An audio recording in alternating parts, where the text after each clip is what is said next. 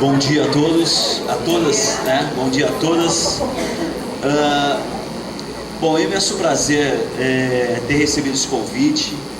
É sempre muito bom estar no espaço entre professores e educadores. Eu vou ficar um lugar aqui que a luz me incomode menos. Eu quero agradecer muito o convite, a Ivani, né, que fez toda a costura já há algumas semanas que a gente vem tentando desenhar esse encontro, e ela fez toda a correria, todo o esforço para que desse certo, agendando aí um momento que fosse possível. Eu estava fazendo palestra em outras escolas também, então eu quero agradecer muito especialmente a você, Ivani, da Escola Aureliano Mendonça, pela oportunidade, pelo prazer de estar com os professores. Quero agradecer, sem dúvida nenhuma, a Escola Aureliano, Justino, Oscar Dória, Antônio de Barros e José Miziara. Quero agradecer muito a presença de todo mundo, porque na verdade eu tenho a convicção de que o centro da sociedade brasileira é a escola pública. E ainda que a sociedade não se dê conta disso integralmente, essa é uma verdade. Não há nenhum projeto de sociedade para o Brasil que não passe pela escola pública, e que não passe pela escola pública gratuita e de qualidade. Muito bem, palestra que nem namoro novo, né? A gente não sabe direito como começa, onde pode pôr a mão, enfim, a gente vai se tateando. Então vamos começar fazendo algumas pontuações para pegarmos o ritmo da nossa conversa. Muito bem, a escola pública, ela passou a ser vista como alguma coisa problemática no mesmo momento em que o Brasil se democratizava. Então, a partir dos anos 70, a escola pública inicia o seu processo de democratização, ou seja, vai incorporando brancos encardidos, marrom bombom, café com leite, azul banana, quer dizer, todas as cores que tem no Brasil começam a ingressar na escola a partir de um projeto mesmo de escolarização. E é a partir desse momento que nós passamos a ficar saudosos de uma dada escola que teria existido, em que tudo funcionava perfeitamente bem, em que nós professores ganhávamos bem, éramos respeitados, etc. Essa escola não era pública, ela era gratuita, mas não era pública, porque ela era uma escola voltada apenas para um grupo muito minoritário da sociedade, que eram aqueles que podiam estudar. Os demais não estudavam. Então, quando nós temos saudade de alguma escola, não é sem dúvida nenhuma de uma escola pública, era de uma escola gratuita apenas. Muito bem, a partir do momento que o Brasil vai passando por um processo de transformação, transita da ditadura para a democracia, transita da zona rural para a zona urbana, transita de uma sociedade centrada na figura do masculino e passa a ser uma sociedade descentralizada e agora também centrada na mulher, à medida que o Brasil transita de um mundo político bipartidário, Arena e MDB, para um mundo político multipartidário, PT, PMDB, PDS, PSDB, etc. e tal, à medida que tudo isso vai acontecendo, também vai acontecendo a democratização da escola pública, né? Então, quando a gente discute a escola pública, o que a gente está fazendo, na verdade, é discutir o próprio Brasil e como o Brasil funciona, e como ele anda, e como as coisas acontecem, né? Então, aquilo que para nós, que a gente vê como problema, e a gente vê como problema, e vê muitos problemas, na verdade é o que? É a própria sociedade brasileira. Tudo o que está acontecendo na sociedade brasileira hoje está acontecendo dentro da escola. Então, os problemas familiares estão dentro da escola. Os problemas relativos à agressão e violência na sociedade estão acontecendo dentro da escola. A precariedade da escola é também uma expressão da precariedade fora da escola. E aquilo que não é precariedade dentro da escola, também não é mais precariedade fora dela. Ou seja, tudo aquilo que a gente tem que trabalhar dentro da escola, é na verdade indiretamente alguma coisa que toda a sociedade brasileira precisa trabalhar, né? Soluções, discutir temas. Então, o que nós temos diante de nós dentro da escola pública é exatamente debater a escola pública, resolver os problemas dentro da escola, é ao mesmo tempo debater a sociedade, discutir os problemas que vigoram dentro da sociedade. Agora, qual que é a grande questão para nós que estamos dentro da escola? A grande questão para quem está dentro da escola é, sem dúvida nenhuma, em primeiro lugar, o público escolar. né? De um lado desse público escolar, você tem quem? Você tem um grupo de professores. Os professores, eles podem ser ao mesmo tempo a solução e o problema. E eles são, ao mesmo tempo, a solução e o problema, né? Em alguns momentos eles são a solução, e em outros momentos eles são o problema. Os alunos também, né? Agora, o que a gente tem que ter em mente é que o aluno que nós possuímos hoje, o estudante, o jovem, né, o adolescente, ele é um adolescente e ele é um jovem mais exposto a todas essas transformações que estão acontecendo no Brasil e no mundo. Ou seja, se nós estamos, hoje de manhã eu estava, antes de vir para cá, eu estava lendo um site na internet falando da crise na Europa, nos Estados Unidos, e daí falava assim, vai piorar, né? Primeira chamada, eu falei, nossa, não vou nem ler esse texto, porque não quero, preciso ir lá para a palestra com outro clima, né?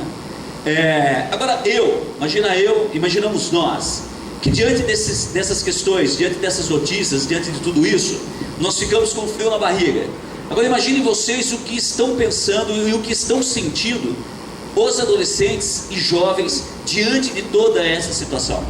Então, o que nós precisamos ter em mente também é o fato de que nós estamos lidando com uma juventude que talvez pela primeira vez no Brasil, ela não tenha uma referência clara, ela não tenha um sentido definido sobre o que fazer, para onde ir e o que querer. E por que ela não tem isso definido e por que ela não tem isso claro? Usando alguns termos psicanalíticos, o adolescente é quem? O adolescente é aquele que se revolta contra qualquer coisa que seja organizado, correto e certo, né? O adolescente é aquele que se revolta contra o pai, contra a mãe, contra o professor, contra a escola. O adolescente é aquele que se rebela. E segundo a psicanálise, é bom que ele faça isso, porque se ele não fizer isso vai ser um adulto problemático, tá? Então é parte do processo de desenvolvimento identitário dele que ele se rebela.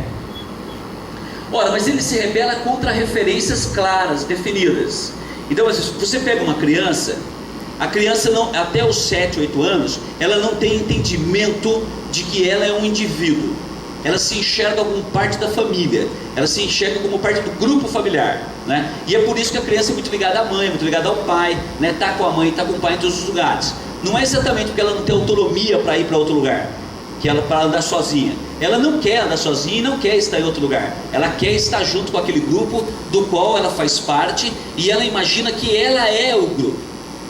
A adolescência emerge quando essa criança passa a ter percepção e a compreender que na verdade ela não é a família, ela é um indivíduo dentro da família. A adolescência é o início da busca da própria identidade que essa criança passa a perceber que tem. Ora, o que nós estamos tendo hoje? Nós estamos tendo uma situação em que essa criança ela não tem contra o que se rebelar. Nós falamos, porque você não conhece os nossos alunos, né? Porque eles são rebeldes, sim, eles são arrogantes, eles são presunçosos, eles são agressivos, né? Com a gente são. O que eu quero dizer? O que eu quero dizer é o seguinte, até um certo tempo nós tínhamos uma situação em que havia pai, havia mãe, havia irmão, havia avó, havia tio. Havia terço, havia missa, havia reza, havia igreja. Havia religião, havia valores, tá? Havia mãe que cuida de mim, pai que é bravo e eu apanho dele. Havia meu irmão, havia a rua, havia os amigos. Havia um mundo confiável. Não vou aqui qualificar se esse mundo era melhor ou não, isso é uma outra discussão, tá? Mas havia um mundo previsível, confiável, né? Esperado. Quando o jovem, quando essa criança entrava na adolescência, ela entrava na adolescência guiada por um espírito que era um espírito de rebelião contra essa realidade concreta, objetiva, clara, esperada e confiável que ela já conhecia. Aí ficava fácil se rebelar, ficava fácil construir a própria identidade. E a identidade passa a ser construída na adolescência como? Ele entra nesse processo de rebeldia, aí ele fura a orelha, fazia isso, furava a orelha, ou fugia de casa, né? Aquelas fugas de casa, que ele saía de tarde, cedo e voltava à tarde, né? Aquelas coisas desse tipo, ia morar na casa da tia, ficava 2 dias lá e depois voltava, né? Essa era um tipo de rebeldia, né? Ora, o que está acontecendo agora? o que está acontecendo agora é que nós temos uma juventude que não tem contra o que exatamente se rebelar. Porque ele não tem referência paterna, porque ou ele tem mãe e não possui um pai, ou não o conhece, ou o pai caiu no mundo, ou ele tem mãe, a mãe trabalha 16 horas por dia em 3 empregos, né? Tem pouco contato com ele, o irmão está preso, o vô está namorando uma garota da idade dele, a avó, aquele aconteceu, a avó está na academia. Então, por exemplo, esses dias eu estava almoçando, eu moro ali no Higienópolis, eu estava almoçando lá, e aí eu estava conversando com um cara que faz academia, o dono da academia. Daí eu estava falando assim, e aí, como é que está a academia e tal, parará. Aí ele falou assim, Luciano, é muito legal a academia, você devia ir lá para você estudar um pouco. E é verdade, eu devia ir mesmo, ficar lá 2 horas por dia sentado olhando, não fazendo exercício, que é muito chato, né? Mas ficar lá olhando a coisa. Por quê? Olha assim, a academia é muito chato mesmo, né? Ninguém nega, né? A gente até faz, até vai, mas é um horror. O que aconteceu? Ele falou que tem, entre outros casos, eu vou citar só esse, que é o que interessa aqui agora, mas ele falou o seguinte, que vai uma dupla lá, que é a avó, de uns 60 anos, mais ou menos, e vai a neta, de uns 17, sei lá, 18, enfim. A avó é toda descolada, toda ela, toda tirada, toda gostosa, toda, né? E a neta fica naquela posição meio, né? Sabe? Tipo assim, a avó vai no aparelho ali, ela vem pra cá, né? Provavelmente a vida social que ela possui é com a avó, e a vida familiar é com a avó. O que eu quero dizer com isso? O que eu quero dizer com isso é que a avó, que deveria, não estou dizendo que deveria no sentido correto. É difícil ficar colocando essa coisa de correto e errado. Até gosto de fazer isso, mas não, hoje não. O papel da avó na cabeça da adolescente seria o da avó. Entende? Seria o da avó, né? Então assim, qual que é a ideia? A ideia é mais ou menos assim: a avó já foi adolescente, a avó já curtiu, deu suas bibadas, teve uma história, tarará, e agora ela é vó, né? Tipo assim, bom, cansei, agora sou vó, então você é vó agora.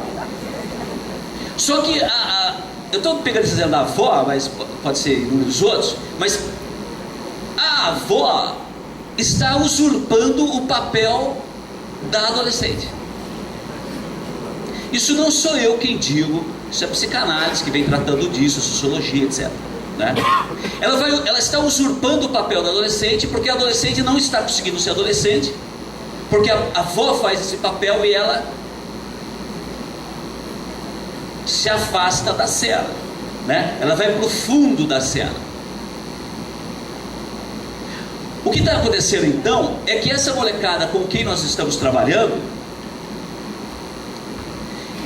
não consegue enxergar qual é a maneira dele construir a própria identidade, sendo que a identidade dele precisa ser construída em relação a alguma coisa que é fixa, uma autoridade, né? Uma autoridade que é paterna, uma autoridade que é materna, uma autoridade que é do professor, que é da escola, né? Ele não tem isso. Até porque nós estamos vivendo uma situação em que a molecada é mandada aos 2 meses para a creche, né? Comum isso. Aliás, a primeira vez que eu vi uma creche para criança de 2 meses foi em 2000, né? A primeira vez. Quando ele vai para a creche aos 2 meses de idade, ele passa a se relacionar com uma ambientação que é uma ambientação extremamente problemática para a criança, para o bebê, né, nesse caso. É claro que uma criança de 4 anos, 5 anos que vai para a creche, a relação dela com a creche, com a escola é completamente diferente. Tem uma sobrinha, por exemplo, que foi para a creche agora esse ano, com 4 anos, e a vida dela melhorou. Ela ficou mais feliz, mais solta, ela se desinibiu. Então para ela estava ficando problemático ficar em casa, e foi bom ela ir para a creche. Agora nós estamos vendo uma situação em que a criança não conhece outra coisa a não ser a creche, ou conhece a creche primeiro. Essa criança, afora uma série de outras questões, essa criança, ela perde aquela referência íntima, próxima, da mãe, do pai, do irmão, do vô, de alguém. Ela cai num ambiente de 40 crianças, 40 bebês, né? E ela cresce então, de que maneira? Ela cresce assim: eu não sei exatamente quem é responsável por mim, porque na creche, na escola, tem dezenas de professores, e não é assim, essa criança não é exclusiva para os cuidados do professor X. Alguém não gostou. Ou seja, essa criança não entende exatamente quem é o responsável por ela. Eu dei aula no cursinho, já estou dando aula, já estou encontrando no cursinho, por exemplo, alunos que entraram na creche aos 2 meses de idade. Eu estou dando, eu pergunto, faz tempo que eu pergunto, quem entrou na creche com 2 meses de idade? Ninguém levantava a mão. Aí de um tempinho para cá, até aparece 1, 2, está aumentando o grupo. Esse pessoal não tem claro sobre quem é o responsável por mim.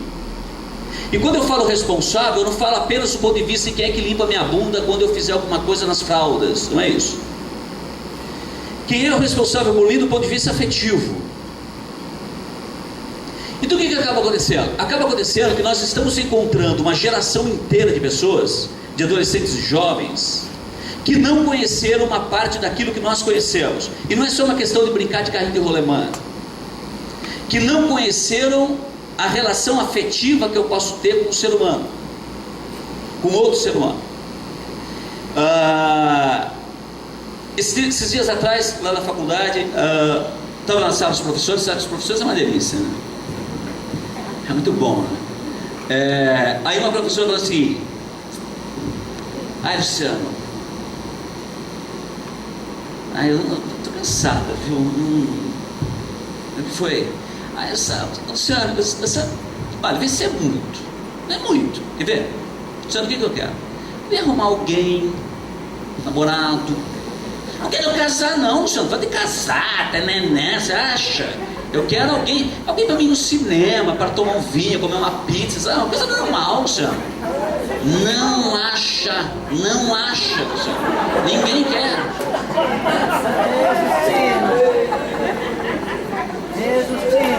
Eu estou contando essa historinha só para fazer um link, que é o seguinte: ela não está achando, é uma professora mais jovem do que eu, né? Ela não está achando, porque justamente essas gerações que estão chegando não sabem o que é afetividade, não sabem o que é a ideia de vínculo afetivo, de vínculo amoroso, não sabem o que é estabelecer uma ligação com alguém, e essa ligação é uma ligação que nos enche o saco também, mas enche de amor, né? Então assim, a pessoa, ela não tem essa percepção.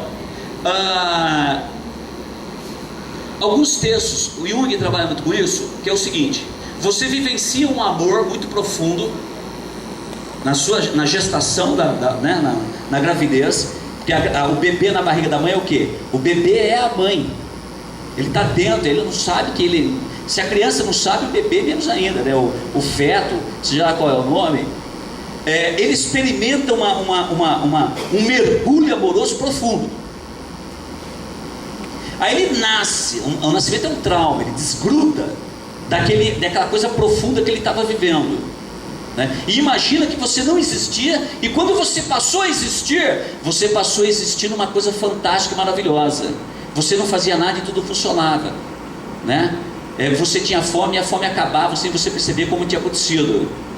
Você tinha gases, porque os fetos têm gases, né? Eu descobri esses dias isso, coisa horrível, né? O feto tem gases. Aí os gases somem da vida dele e ele também não sabe o que aconteceu, sumiu, estava desagradável e ficou legal de novo. Ou seja, imagina que você não existe e de repente você passa a existir de maneira maravilhosa. Aí de repente você nasce, daí começam os problemas. Aí você nasce, aí alguém já dá um tapão na tua bunda, você já, enfim, vem vindo ao mundo, né? Ora, o que está acontecendo agora? O que está acontecendo agora é que essa molecada, ele não tem essa experiência, ele não tem essa experienciação amorosa. Segundo Jung, quem não teve uma experienciação amorosa na infância, não tem por que buscá-la. Eu não fui amado, não aprendi a amar, portanto não amarei ninguém, porque não sinto essa necessidade. Ou melhor, sinto, mas não sei o que é. Porque quem não foi amado fica com um buraco na alma. Quem tem relações mal resolvidas com a mãe, com o pai, sabe o que é isso? Minha mãe, por exemplo, passou a vida inteira com problema com a mãe dela, fez análise, resolveu lá algumas coisas, resolveu. Ajuda você a lidar melhor com aquilo. A minha avó morreu e vira e mexe, a minha mãe está lá na mesa, fogão de lenha, comendo um torresmo, bebendo um gole de pinga e lembrando da mãe dela. Ou seja, a coisa não resolve nunca, totalmente. Porque é incrível, beber é ruim, mas é legal quando é em família. Você toma na tua pinguinha e o pessoal começa a contar a história. Ora, qual que é a questão? A questão é um buraco na alma que nunca preenche. Faltou. O problema é que a minha mãe, por exemplo, ela sabe que é a mãe. Essa molecada não sabe quem é. Ele não sabe o que é. Ele tem um descontentamento na alma. Tem muito professor que fala assim: esse aluno é muito desinteressado, Deus me livre, não quer nada com nada. Olha, é um horror. Nossa Senhora. Olha, dá tristeza na gente. O professor fala: que coisa mais triste que, olha, eu vou te falar, eu entro naquela sala lá, então tá morrendo.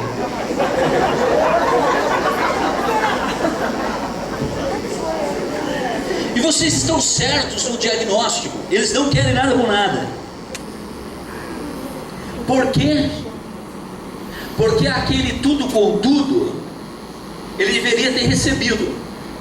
Quando que a gente parte com a busca amorosa? A partir da adolescência, da primeira juventude, você começa a sentir uma vontade, né? De ter alguém, de conhecer alguém, de namorar, de não sei o quê, né? E isso vai aumentando. É um inferno, né? Isso vai aumentando e você quer alguém. Que alguém é esse? Alguém que te devolva aquilo que você recebeu, que você já sentiu, que você já experimentou, que você já viveu com alguém. Você tem a lembrança psíquica de um amor maravilhoso que você viveu. E quando a gente se empreende numa relação amorosa, a gente se empreende porque a gente está buscando viver de novo aquilo. Por isso que o Freud diz que o amor é sempre alguma coisa incestuosa, porque no fundo você está querendo buscar alguma coisa, um amor que é aquele amor que você experimentou com a tua mãe, com o teu pai, naquele princípio, né? naquela fase primeva da existência. O que está acontecendo hoje com os nossos jovens, grande parte deles, é o fato de que eles não tiveram isso. Aí chega na adolescência, ele não tem contra o que se rebelar, e a rebeldia é uma rebeldia gratuita, uma agressividade gratuita, uma violência gratuita, ela não vai em direção a coisa alguma, né? Então, quando eu fujo de casa porque eu quero alguma coisa que não está na minha casa, ainda que de tarde ele voltasse, mas ele já estava dizendo: o que eu quero está fora de casa. Ele se rebela em direção a coisa alguma. O segundo tempo disso é o que eu acabei de dizer. Ele também estará desinteressado de qualquer vínculo amoroso com quem quer que seja, porque como ele não viveu isso, não vão viver, não vão buscar de novo. Então esse é o contexto do que nós estamos vivendo. Agora, o outro lado disso, que vocês mencionaram aqui, a Ivani mencionou, dos alunos terem celular. Ivani não, a Regina, gostei muito da sua fala, gosto muito do Paulo Freire, que a Regina mencionou sobre os celulares. Vocês também adoram os celulares, é que vocês não contam, né? É muito interessante esse negócio, né? Você pode ver o seguinte: tem uma mesa, dá o seu celular, muito bom. Olha que celular, hein? Aí, ó, isso sim é um celular. Podia pegar o meu, mas daí eu ia ficar com vergonha. Olha só, vocês estão numa mesa, 4 ou 5 pessoas. Quem tem celulares igual o da Ivani, o celular está em cima da mesa. Celulares modernos, bonitos, equipados, com filmadora, gravadora, frita-ovo, está em cima da mesa. E quando o celular toca, e um toque de um celular como esse é sempre maravilhoso, a pessoa não atende de cara, né? Fica tocando um pouquinho, uns 3, 4 segundos. O suficiente para o deleite das pessoas que estão ali, né? Aí de repente a pessoa pega. Oi. Ai, que bacana. Legal, obrigado por ter ligado. Quero, claro. Eu vou. Não, imagina. Eu vou. Tá bom. Beijo, tchau. Coloca lá. A figura que tem um celular igual o meu, ou o celular está no bolso, ou está na bolsa, no vibra. Porque o som do celular também denuncia que ele é 2002.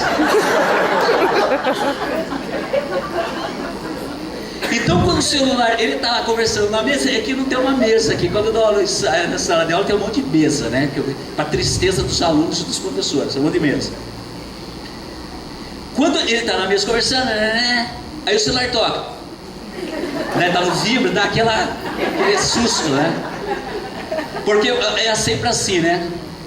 Tem uma fase que você fica esperando que as pessoas te liguem. Depois você não espera mais, aí você esquece até que tem celular. Daí a pessoa leva um susto. Oi. Não vou, não quero. Não. Depois eu pego. Porque a pessoa não quer que ninguém veja o celular. Porque se alguém ver o celular, o que vai acontecer? A pessoa vai descobrir que eu estou obsoleto. Porque equipamentos eletrônicos, obrigado Ivani, equipamentos eletrônicos, eles evidenciam a nossa atualização, a nossa atualidade, né? Se nós estamos up to date ou não com a tecnologia, com todas as linguagens que estão aí. Ora, antes de eu chegar nos alunos e a relação deles com os celulares, já está claro que para vocês também é importante. Por exemplo, aos 20 anos atrás, 30 anos atrás, de 20 anos para trás, as mulheres de classe baixa economicamente, eu estou dizendo, né, as mulheres pobres, elas faziam um esforço descomunal para, quando compravam sabão em pó, comprar Omo. Comia ovo com batata frita durante a semana, carne moída no domingo, mas Omo tinha, né? E o interessante era o seguinte: as mulheres compravam o Omo, usavam o Omo, e na hora de guardar o Omo, ela não guardava num armário, numa prateleira, não, ela colocava o Omo no vitrô, porque todos os vitrôs têm aquela mesinha, né? Colocava o Omo no vitrô voltado para a rua, para quem passasse lá fora visse o quê? Que ela lava a roupa com Omo. Sou pobre, mas eu uso um bom produto de limpeza para lavar as minhas roupas. Você pode falar assim: o que isso tem a ver? Tudo. Porque Omo, há 30 anos atrás, era uma evidência de participação dentro de um contexto de sociabilidade importante. Quem lava com Omo lava melhor. Eu sou pobre, mas estou lavado com o que há de melhor. Entende? Tanto que quando as mulheres não podiam comprar Omo, elas compravam outro produto e colocavam dentro da caixa do Omo. Não jogava a caixa fora, colocava o produto na caixa do Omo. O Omo descobriu recentemente, há uns 4 anos atrás mais ou menos, que as vendas de Omo vêm caindo. Aí eles foram fazer uma pesquisa. Bom, está caindo porque quem está consumindo qual produto agora? Qual sabão em pó? O Ace, né? Tem uma porção aí de Jano, enfim. Aí eles descobriram o quê? Que a venda dos concorrentes continuava a mesma, e que na verdade as pessoas estavam comprando sabão em pó mais barato, portanto lavando pior as suas roupas, de acordo com a mensagem do Omo, porque elas estavam agora comprando o quê? Celular. Ou seja, Omo, qualquer um tá bom. Pega o mais barato aí, porque agora tem mais que lavar roupa. Pega o mais barato aí que eu vou comprar um celular. Ou seja, o dinheiro das pessoas está migrando do homem para o celular. Por quê? Porque a identidade das mulheres, especialmente nesse caso as mulheres, a identidade está associada hoje não à capacidade que a mulher tem de lavar uma roupa melhor, que não sei o quê, porque antigamente tinha, né? Olha a Teresa, olha como é que é a roupa que a Amélia passa e lava. Não é essa coisa horrorosa que você faz. Ela ficava mal, né? Agora o que se dane agora esse negócio? Agora o celular, não. Ora, quando vocês entram em sala de aula e a sala de aula está lotada de alunos com celulares, e eles muitas vezes estão mal vestidos, desengonçados, né? Cafumamos, mas ele tem um celular e geralmente é muito mais legal que o seu. Por que é mais legal que o seu? Porque você tem outros espaços de construção de identidade, ele não. O celular é importante. E nós odiamos os celulares dos alunos. O que eu quero dizer? Eu quero dizer que os alunos estão plugados. E eles precisam emendar as suas identidades a alguma coisa. E eles estão fazendo isso por meio dos equipamentos eletrônicos. Aqui eu coloco duas coisas. De um lado, você tem uma sociedade absolutamente digital, conectada, plugada. E do outro lado, nós temos uma parte dessa sociedade que é analógica, a escola. Aqui a gente dá um outro passo. A escola hoje é analógica. Não adianta nós queremos dizer aos alunos, olha, equação de segundo grau é importante. Adjunto adverbial de tempo é fundamental. Olha só, ninguém acredita mais nisso, nem nós. Eu descobri há um mês atrás, agora nas férias, eu tenho uma prima que se formou em matemática, e ela foi contar para mim para que serve a raiz quadrada. Eu fiquei em dúvida se eu queria saber isso agora. Ela falou assim: Luciano, a raiz quadrada serve para calcular curva do Hopi Hari, sabe o carrinho sair fora do trilho? A raiz quadrada serve para isso. Olha que coisa triste descobrir isso. Pessoal, eu vou passar um vídeo aqui, só uma primeira parte dele, para vocês verem como que a molecada está vendo como é que está o contexto da molecada, entendeu? Então vamos lá. Isso aqui é importante para eles, tá? Deixa eu dar um total. Isso é importante para eles. E cadê o áudio?